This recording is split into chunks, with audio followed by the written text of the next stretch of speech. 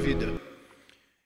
Eu quero que você abra a sua Bíblia junto comigo, ali em 2 Coríntios 5:17. É um texto muito conhecido de muitas pessoas, que traz uma realidade na vida do cristão. Uma realidade que não tem como mudar. Uma realidade que, independente do que você ache, ou talvez ache, ela não muda. Independente daquilo que as pessoas falaram para você ao longo dos anos, independente daquilo que talvez você aprendeu sobre o Evangelho, essa realidade não muda. Olha o que esse texto diz: portanto, se alguém está em Cristo, nova criatura é. As coisas velhas já passaram, tudo se fez novo. Amém? É um texto interessante. Como eu falei já aqui no início, ele traz uma realidade na vida do cristão muito séria. Porque, meus irmãos, independente de qualquer coisa, quando você encontra Cristo, quando você deixa Cristo entrar na sua vida, quando você entende o que Ele fez na cruz do Calvário, uma nova criatura você se torna. E as coisas velhas se passaram. E eis que tudo novo se fez. Então nós percebemos uma realidade de mudança. Uma realidade de transformação. E isso, meus irmãos, não tem como mudar. Não tem como a gente alterar. Não tem como nós colocarmos alguns adendos ali e falar, não, pode ser assim, um pouquinho melhor aqui, um pouquinho melhor lá. Não. Não tem como nós alterarmos isso. Por que eu estou falando para você de tudo isso? Eu quero trabalhar com você nessa noite sobre esse tema. Do ladrão ao inocente. Opa! Ó, estou pegando o jeito. Do ladrão ao inocente. Pastor, mas por que do ladrão ao inocente? Porque quando nós olhamos na perspectiva de um ladrão, temos uma realidade. Temos ali um modo de viver, um modus operandi de viver, que ele acha que é o certo, mesmo sabendo que está errado. Na visão, o que não é dele, é dele. Se ele achou o seu carro bonito, ou para o momento serve, ele vai levar. É uma visão que, independente se você tem família ou não, se você tem filhos, esposa, ele não está ligando se vai dar um tiro na sua cabeça ou não. Estou certo ou estou errado, irmão? Não pensa. Esses dias atrás eu vi a notícia de uma menina no Rio de Janeiro que foi assaltada e o seu celular estava quebrado, com a tela trincada. Sabe o que o assaltante fez? Deu um tiro na cabeça dela. Ainda bem que ele não pegou o meu, porque está todo trincado. Irmão, você parou para pensar nisso? O valor da vida humana? Isso é um dos casos, meus irmãos. A humanidade está caminhando desse jeito. Mas na visão dele, está Tanto faz, tanto fez. E na visão de um inocente? No olhar, na perspectiva de um inocente? Nós podemos observar, meus irmãos, que um dos lados para o outro existe uma transformação muito grande. Existe uma mudança drástica de visão, de mundo, de perspectiva, de tudo. O inocente é inocente. Ele está caminhando com a sua vida tranquilamente, vivendo o que tem que ser vivido, seguindo as regras, seguindo as leis e tudo mais. Então ele está andando conforme o padrão diz. Mas por que, pastor, do ladrão ao inocente? Porque, meus irmãos, eu e você passamos por uma transformação na nossa vida. Porque quando nós encontramos a Cristo, mudamos de uma visão para outra visão. Mudamos de uma perspectiva de vida ruim, tenebrosa, maldosa, e mudamos para uma perspectiva de vida boa, esperançosa, vitoriosa, no nome de Jesus.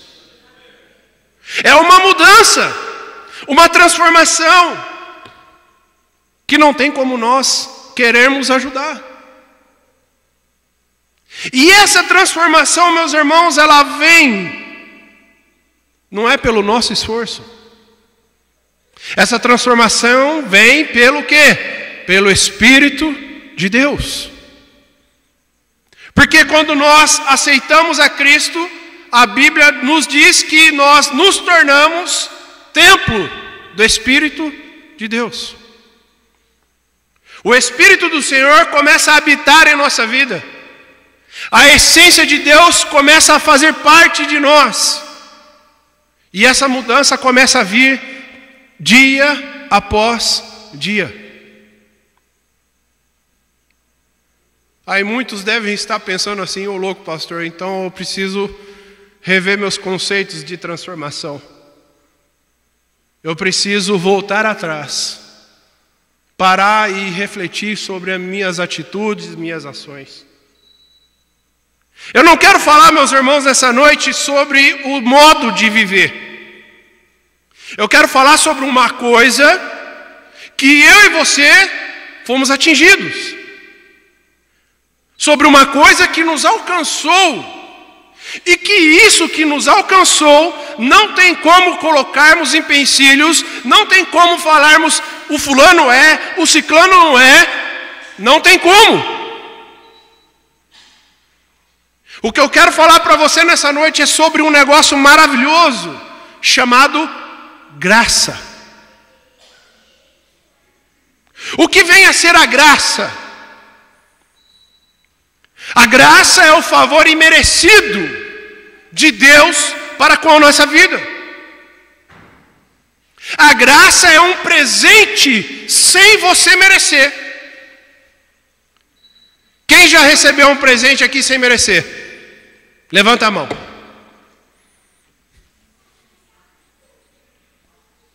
Pois, irmão, presente sem merecer. Ó, precisa dar mais presente aí. Meu Deus do céu. De repente você chega em casa, você não fez nada. Aí de repente você recebe um presente. Não é gostoso isso? E de repente tem presente que você recebe, aí você para e fica pensando assim: mas o que eu fiz? Alguma coisa está querendo. Tem algum interesse nessa parada. A graça, meus irmãos, ela nos alcançou. O presente de Deus para a nossa vida tocou em nós. E esse presente é Jesus Cristo. É a salvação que Cristo traz sobre a minha vida e sobre a sua. E essa graça, meus irmãos, Não tem como nós queremos alterar e criar um padrão e falar, a graça alcançou o Mateus, mas a graça não vai alcançar o fulano de tal. Sabe por quê? A graça não está na ótica humana. O amor de Deus não é baseado na ótica, na visão humana. Porque se o amor de Deus fosse feito baseado na visão humana, baseado no pensamento humano, Cristo não teria vindo ao mundo e morrido lá na cruz do Calvário por nós. Sabe por quê? O amor humano é diferente. O amor humano, o amor dos homens, ele é limitado. Nós amamos. E isso é uma dura realidade que eu vou dizer, meus irmãos. Você pode até ficar bravo comigo, mas é a pura verdade. Nós amamos quando nós recebemos alguma coisa em troca.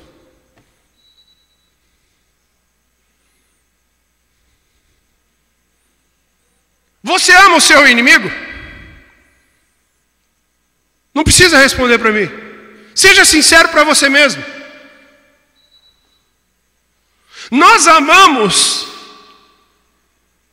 da forma como que Deus pede para que eu e você ame as pessoas?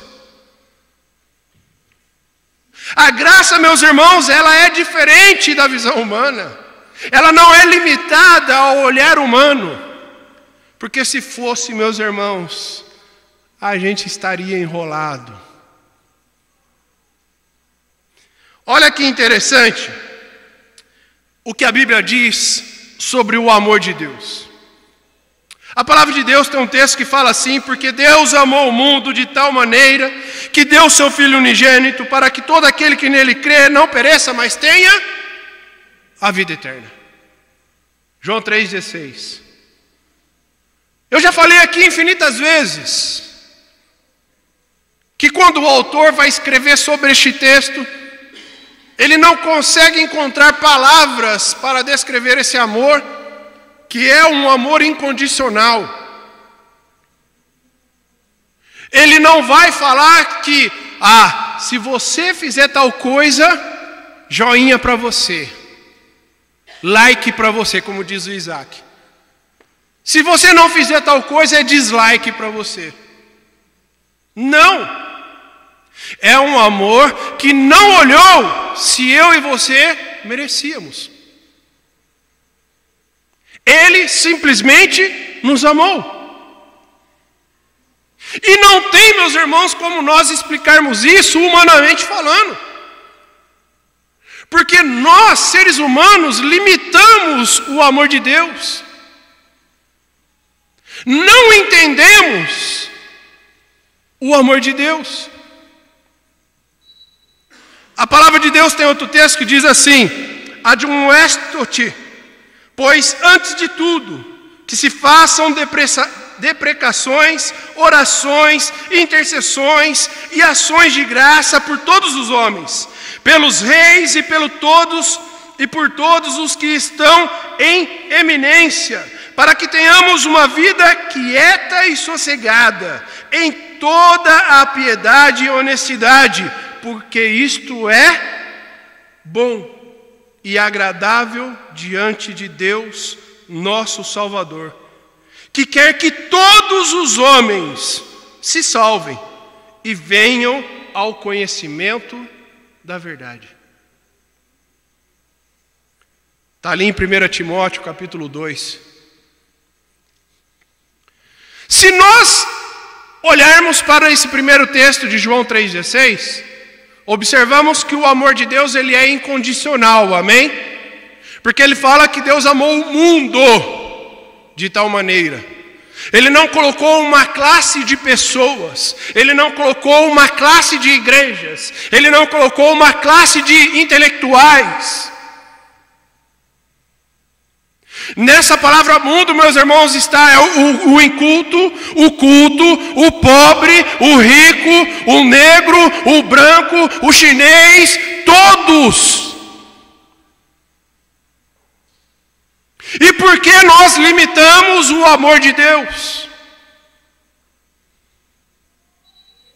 E por que nós queremos, muitas das vezes, condicionar a ação do amor de Deus?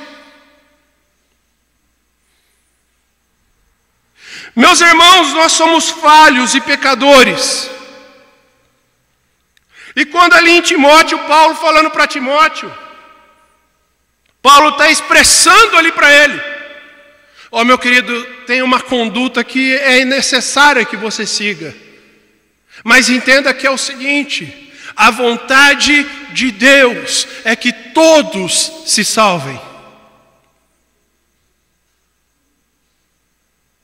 Eu não estou falando aqui, meus irmãos, do modo de participar de uma igreja, de trabalhar em prol do reino. Eu não estou falando de sair para a evangelização. Eu não estou falando de um diácono, do presbítero, de um pastor, de um evangelista. Eu estou falando aqui de salvação. Única e exclusivamente sobre salvação. Porque muitas das vezes nós queremos limitar e padronizar quem é salvo e quem não é.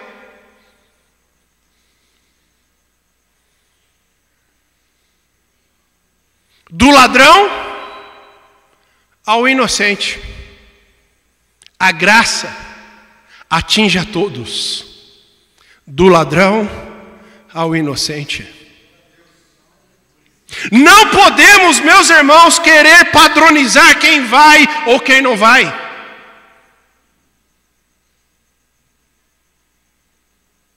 A graça, ela é tão maravilhosa que ela está além do raciocínio humano.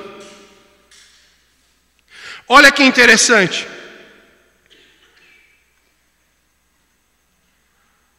Lembra, abre aí comigo, Evangelho de João,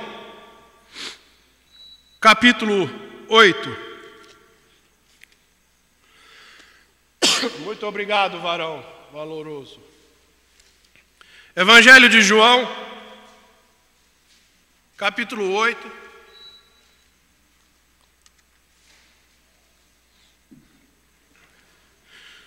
Evangelho de João, capítulo 8. Do versículo 1 ao 11, vai contar a história de uma mulher que foi pega em adultério. A grande maioria aqui já conhece essa história. A mulher que foi pega em adultério, e Jesus estava ali ensinando para ali as pessoas, e muitos escribas, os fariseus estavam ali no meio, querendo pegar Jesus em algum momento de erro. E pegaram uma mulher que foi pega em adultério e levaram até a presença de Jesus. E eles começam a questionar Jesus. Jesus, a lei diz que esta mulher tem que ser apedrejada até a morte. Olha que interessante. Jesus, porém, foi para o Monte das Oliveiras. De manhã cedo apareceu de novo no templo, e todo o povo se reuniu em volta dele, e ele assentou-se para os ensinar. Os mestres da lei e os fariseus trouxeram a Jesus uma mulher apanhada em adultério.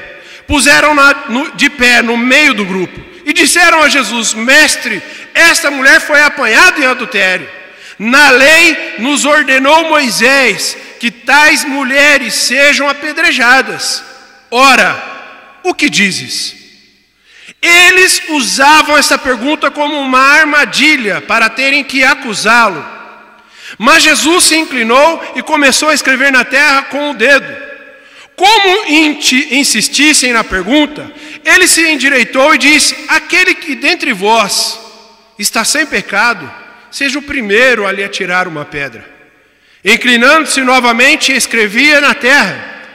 Quando ouviram isso, foram se retirando um a um, a começar pelos mais velhos, até que ficaram só Jesus e a mulher onde estavam.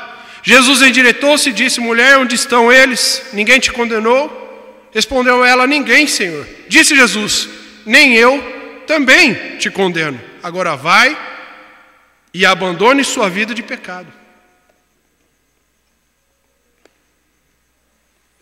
Olha que história maravilhosa. A mulher é pega em adultério. E diz a lei mosaica que ela tinha que ser apedrejada até a morte.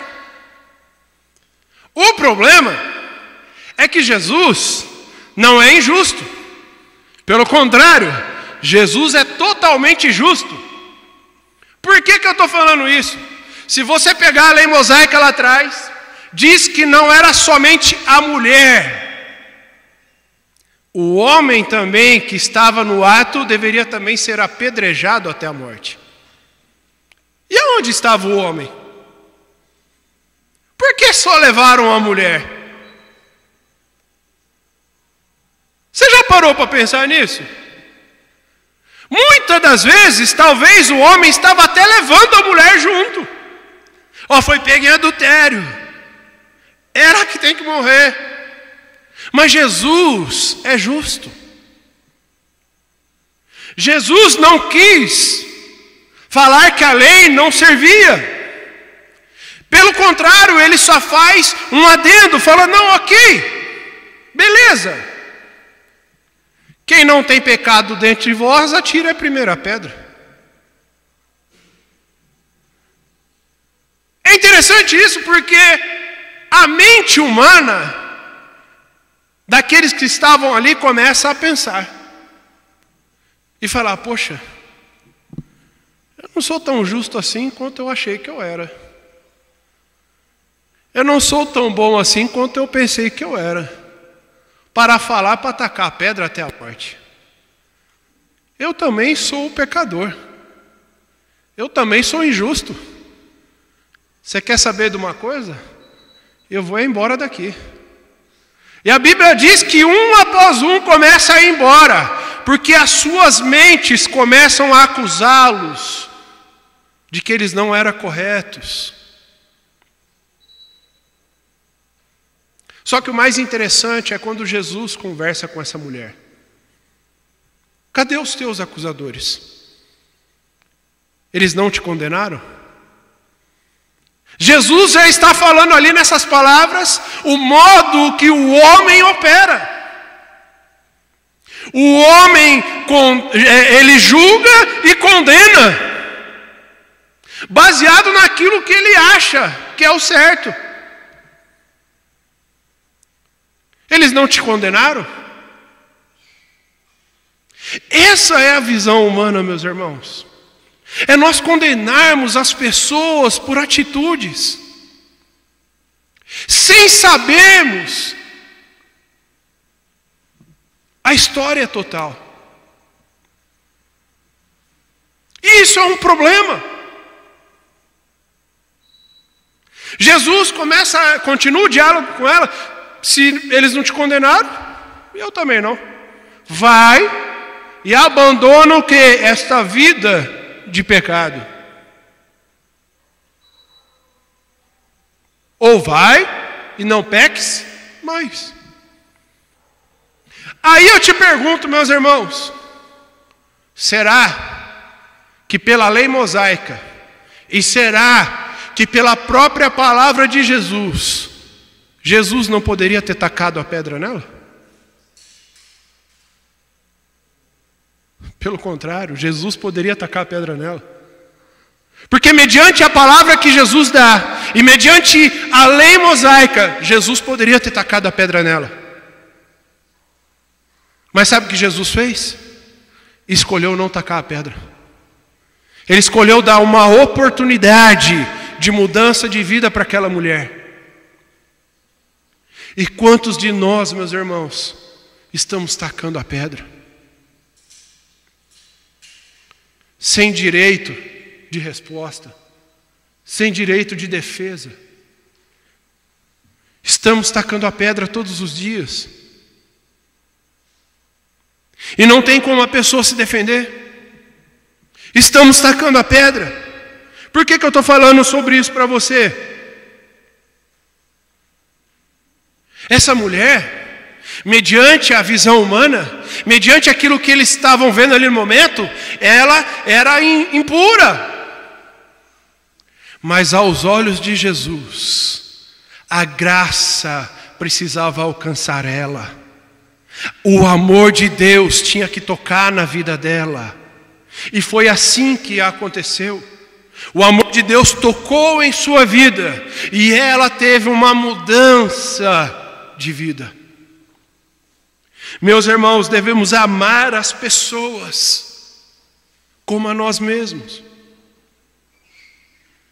Você se ama? Eu me amo. Você se ama? Quando você olha no espelho, você fala, nossa, como eu estou bonitão hoje. Como eu estou gatona. Você se ama? Eu sei que, às vezes, irmão, você acorda, você não está naqueles dias, né? Você olha assim, misericórdia, Jeová. Eu estou judiado. Eu estou meio zicado mesmo. Mas você tem que se amar, irmão. E você tem que amar o irmão, independente daquilo que ele pode oferecer para a sua vida ou não. A graça de Jesus, meu irmão, alcança as pessoas, independente daquilo que você ache. A graça de Jesus alcançou essa mulher, independente daquilo que as pessoas ali naquele momento queriam que Jesus fizesse com ela. Mas a graça alcançou ela. Olha que interessante, vai comigo também ali no Evangelho de Lucas, capítulo 19. Evangelho de Lucas, capítulo 19.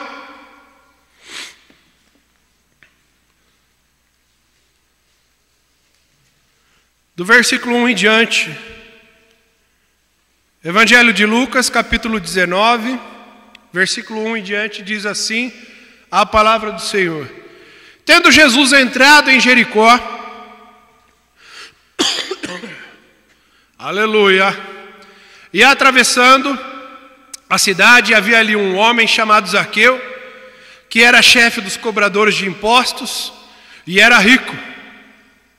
Este procurava ver quem era Jesus, mas não podia, por causa da multidão, porque era de pequena estatura. Então, correndo adiante, subiu em uma figueira para vê-lo, já que havia de passar por ali.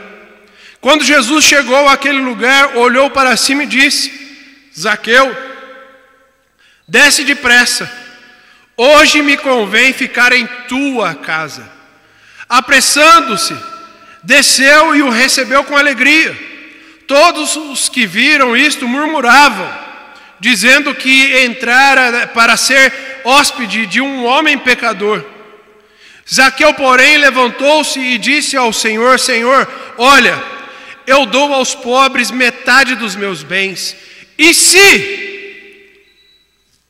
Para pensar, meu irmão, nesse e se. E se em alguma coisa extorquir alguém, devolvo 4 vezes mais. Disse-lhe Jesus: hoje veio a salvação para esta casa, porque também este é filho de Abraão, pois o Filho do Homem veio buscar e salvar o que se havia perdido. É a história de Zaqueu, muito conhecida, um homem pequeno que queria ver Jesus, mas não conseguia ver devido à sua estatura. Os baixinhos sofrem um pouquinho nessa parte, fiquem tranquilos, porque Jesus está de olho em você, fica sossegado. E ali ele tem um diálogo com Jesus. E é interessante que quando Jesus fala para ele: ó, desce depressa que eu vou ficar na sua casa. Convém que eu tenha que ficar lá. E Jesus vai para a casa de Zaqueu. Só que no versículo 7, diz assim, todos os que viram isto, murmuravam dizendo que entrara para ser hóspede de um homem pecador. Talvez ali os discípulos, as pessoas que sempre estavam perto de Jesus, que acompanhavam a Jesus, não gostaram. Pô, Jesus, que mancada, velho. Vai entrar na casa de um pecador, meu? Vai comer na mesa do cara? Você está maluco?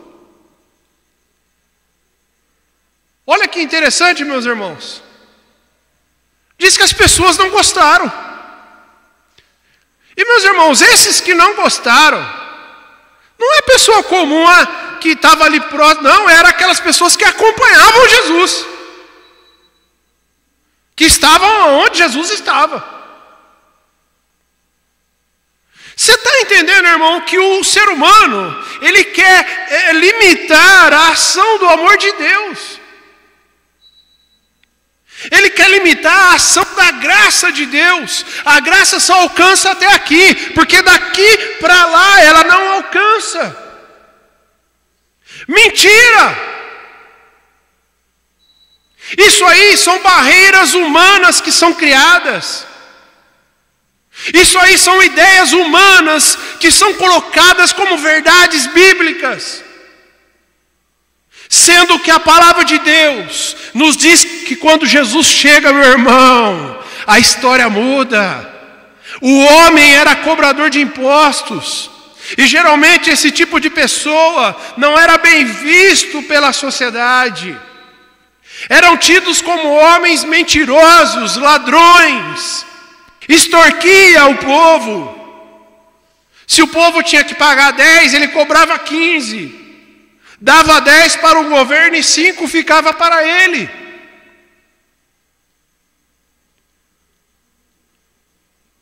Olha que coisa mais maluca. E ele era tido como um homem assim.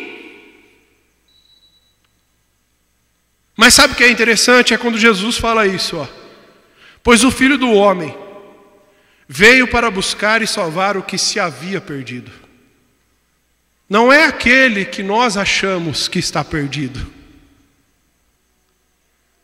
O Filho do Homem veio para buscar aquele que está perdido, meu irmão. Ele não liga para aquilo que você está achando. E sabe qual é o nosso problema? É que nós limitamos, e aí muitas das vezes, eu não vou falar de Jesus para aquela pessoa, porque aquela pessoa já era. Não, meu irmão, Jesus quer justamente aquele lá. Jesus quer justamente aquele que está perdido. Olha que interessante, porque Zaqueu, quando ele começa a falar com Jesus, creio eu que ele não esperava que Jesus fosse à casa dele. E ele faz uma declaração interessante. Zaqueu, porém, levantando-se, disse ao Senhor: Senhor, olha, presta atenção, Senhor. Eu dou aos pobres metade dos meus bens. E se em alguma coisa eu fiz isso, eu vou dar 4 vezes mais. Olha que interessante. Irmãos, o próprio Zaqueu admite que ele é um homem falho. Ele mesmo admite que ele precisava de Jesus. Ele mesmo admite que ele não estava condizendo com a vida que o Senhor esperava dele. Meus irmãos, ninguém precisa de uma outra pessoa falando, apontando o dedo e o acusando. Esse é o problema hoje. Mulher, cadê os teus acusadores? Eles não te condenam? E no caso da mulher, os acusadores não eram pessoas que não entendiam da palavra, pelo contrário, eram doutores da lei, escribas, fariseus que entendiam das leis. Meus irmãos, nós achamos que nós sabemos alguma coisa. Nós achamos que entendemos o amor de Deus. Meus queridos, nós precisamos mudar muito a nossa mente. Porque a graça, meu irmão, ela não está naquilo que você acha. A graça, ela não tem limite. O amor de Deus, ele é incondicional. Do ladrão ao inocente. A graça alcança todos, e eu quero que você abra comigo, ali no Evangelho de Mateus, capítulo 9.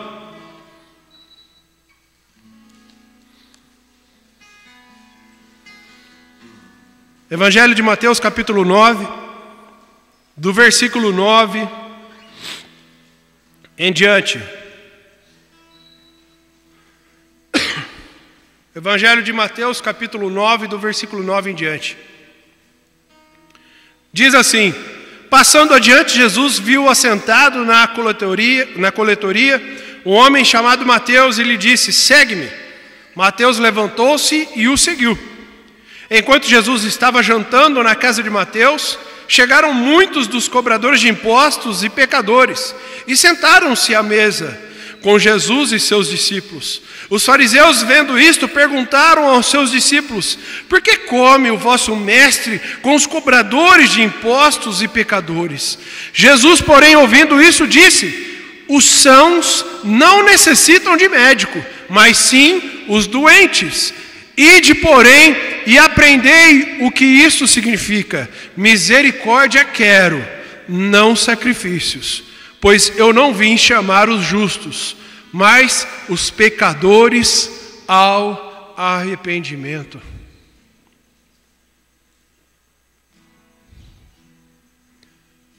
Irmãos, quantos de nós estamos querendo limitar a mesa de Deus? Diz ali que quando Mateus chama Jesus para jantar em sua casa, muitos cobradores de impostos e pecadores foram junto. E Jesus sentou à mesa com eles. Jesus sentou à mesa com eles. Jesus não ligou se ali tinha pecador ou não. Jesus não ligou se quem estava do lado dele era Mateus, o cobrador de impostos, ou um pecador. Jesus não ligou quem estava ali naquele lugar. Mas o humano, o ser humano, nós queremos limitar a mesa de Deus. Queremos colocar um padrão para quem senta na mesa de Deus. Queremos padronizar a mesa do Senhor. O ciclano é digno, o ciclano não é digno. Então ele não merece estar na mesa de Deus. Ele não merece ter lugar à mesa de Deus.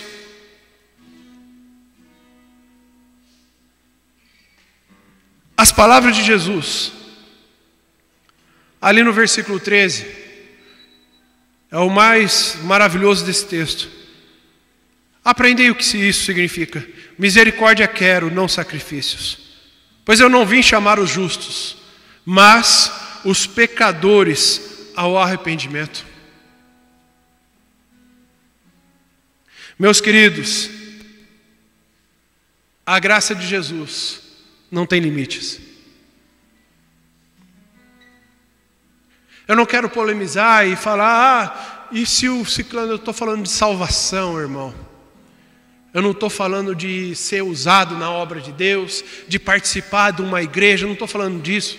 Eu estou falando de salvação. A salvação alcança a todos. O amor de Deus alcançou a minha vida. Por que não pode alcançar a vida do outro? Tem um cara chamado Philip Yancey. Ele escreveu um livro chamado Maravilhosa Graça.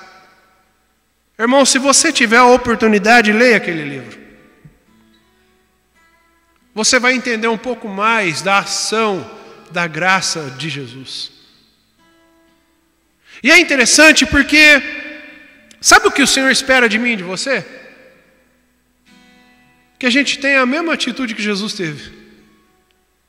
Mas nós não temos.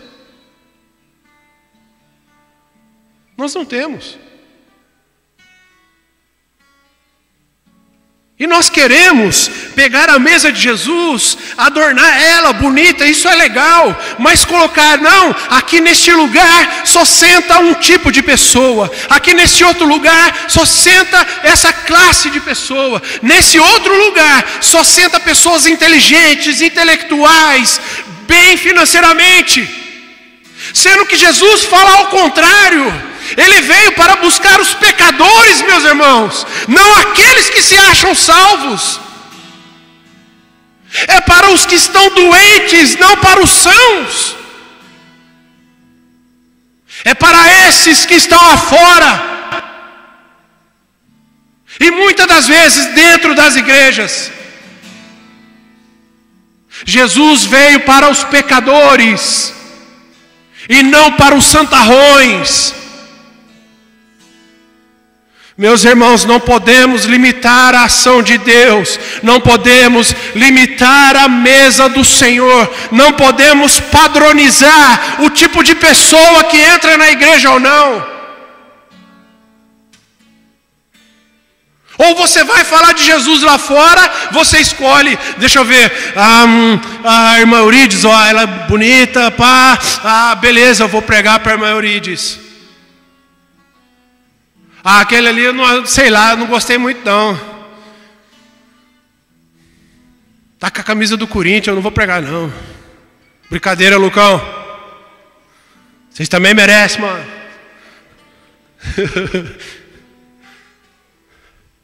Tá com a camisa do Parmeira.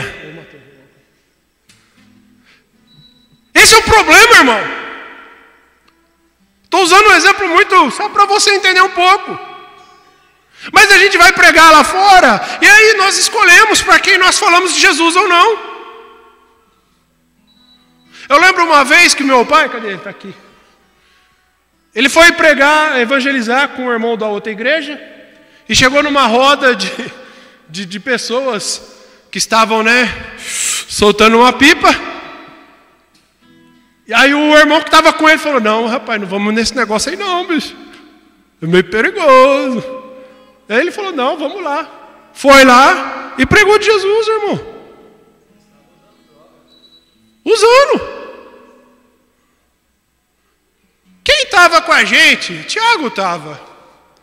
Quando a gente fazia o trabalho com os moradores de rua, e a gente estava aqui em Paulínia, só o sangue de Jesus, irmão. Cada coisa. E aí a gente estava ali distribuindo a sopa e teve uma pessoa, vocês não podem levar um alimento numa casa assim, assim, assado? Vamos. Aí eu falei para o Hélio assim, ó Hélio, segura essa molecada dentro da van, Tiago vem comigo. Tiagão desceu. Irmão, quando eu entrei na casa, irmão, eu não sabia nem de onde eu estava. Era droga para todo lado, nego fumando crack. E aí eu fui descobrir que ali era uma boca de fumo. Mas quando eu vi, eu olhei para trás, ainda bem que eu vi o Tiago. Falei, aleluia, não vou sozinho, Tiago vai junto. Já temos certeza da salvação, irmão, aleluia. Vamos que vamos. Lembra disso? E se a gente fosse ligar para isso? Porque era uma casa mais humilde, mais, Irmãos, infelizmente o ser humano tem feito isso. O lado humano do cristão tem falado mais alto do que o lado espiritual. E nós queremos limitar a ação do Senhor. Do ladrão ao inocente. Abra sua Bíblia, nós já vamos encerrar. Ali no Evangelho de Lucas. E você vai entender agora com mais profundidade sobre isso que nós estamos falando aqui. Evangelho de Lucas, capítulo 23.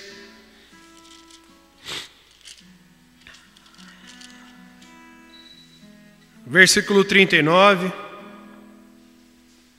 em diante. Lucas 23, 39. Diz assim a palavra do Senhor: um dos criminosos crucificados o insultava, dizendo: se tu és o Cristo, salva-te a ti mesmo e a nós. Mas o outro o repreendeu, dizendo: tu nem ainda temes a Deus, estando na mesma condenação? Nós, na verdade, com justiça, pois recebemos o que os nossos atos mereciam, mas este nenhum mal fez. Então disse: Senhor, lembra-te de mim quando entrares no teu reino. 43, respondeu-lhe Jesus: em verdade te digo, que hoje estarás comigo no paraíso.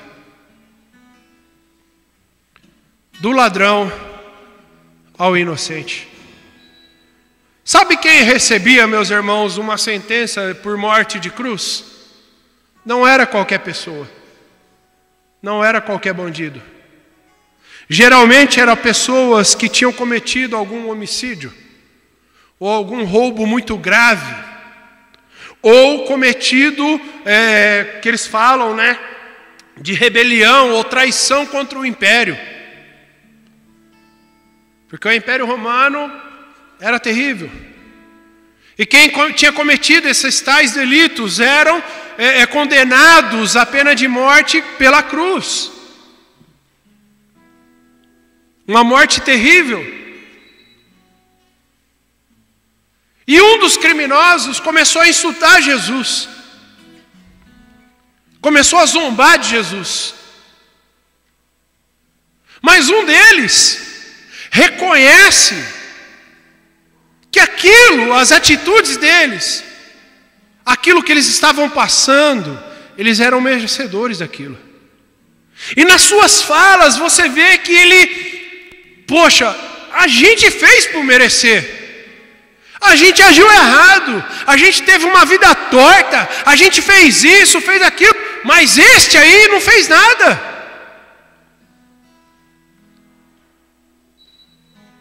E aí ele pede para Jesus, porque ali no versículo 38, isso, falava assim, também por cima dele estava uma inscrição com letras gregas, romanas e hebraicas: este é o Rei dos Judeus. O criminoso que entende a sua ação pecaminosa e entende que ele estava ali porque a justiça estava sendo feita, pede para Jesus, fala: poxa, lembra de mim aí, viu? Quando você entrar no teu reino aí, porque é Rei dos Judeus, lembra de mim. E aí Jesus dá a resposta que talvez ele nem esperava. Na verdade eu te digo que ainda hoje você estará no paraíso comigo. Talvez ele não esperava essa resposta, porque teve uma vida ruim, uma vida dura. Mas a graça de Cristo, meus irmãos, ela não tem limite. Ela alcança desde o ladrão até o inocente. Ela transforma do ladrão para o inocente. E meu irmão, ali foi algo na hora. Ele reconhece o seu erro, ele reconhece as suas falhas, ele não coloca na condição do que as pessoas iam falar ou dizer, ele reconhece que ele era errado, que ele tinha uma vida torta. E Jesus reconhece isso nele. Agora, no tribunal humano, não, mas você tem que fazer isso. Não, mas você tem que orar 360 vezes. Você tem que fazer boa ação. Você tem que fazer isso, você tem que fazer aquilo. No tribunal humano é assim, irmão. Na mesa humana ali, para sentar ao lado de Jesus, um ladrão não poderia. Mas é justamente esses que Jesus veio buscar. E meus irmãos, e a graça de Deus, ela é tão maravilhosa, que ela não tem limites. Ela alcança nós, e alcança aquele que também está lá fora. Ela alcança o pobre, e também alcança o rico. Ela alcança aquele que não tem cultura nenhuma, e os mais intelectuais do mundo. Ela alcança todo mundo. E nós queremos limitar a ação do amor de Deus. Uma coisa que você tem que entender, irmão, é que Deus te ama. E pronto. E pronto. E como eu falei aqui no início, meu irmão, nós estamos falando aqui de salvação. Eu não estou falando de cantar na igreja, eu não estou falando de pregar, eu estou falando de salvação. Amor de Deus. Não importa, meu irmão, se você vai todo dia ajudar alguém necessitado. Não importa, meu irmão, se você faz isso ou se você não faz aquilo.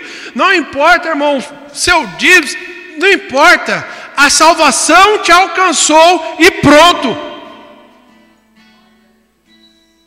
E pronto. Sabe o que significa expiação? Expiação foi aquilo que foi feito na cruz por nós.